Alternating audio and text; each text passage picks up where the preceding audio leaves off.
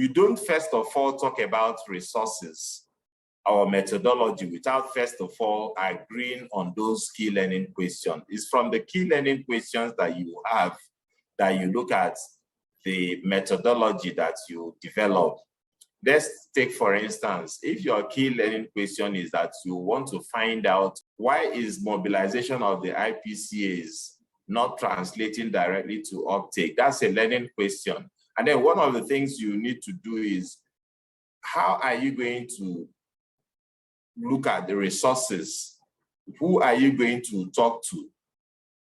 For how long are you going to talk to them to be able to, what kind of data are you going to analyze to be able to determine whether if you improve a particular area, let's take for instance in our own work, one of the things that we did was to analyze the data of demand creation activity, number of clients that the IPCAs we are talking to, and then also compare it with the number of referrals that we are made and the number of referrals that we are eventually redeemed.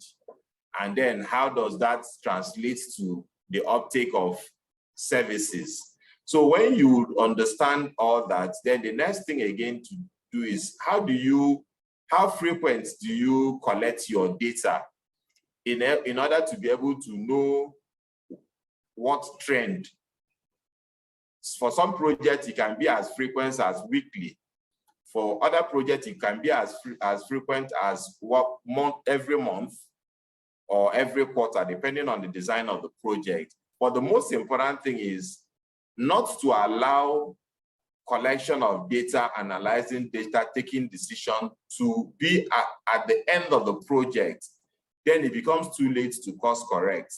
But if it is such that it is while implementation is going on, it helps you to quickly see where you're not doing well and do something about it and take actions that will lead to course correction and improve your outcome. So essentially it starts from the learning question, what do you hope to achieve?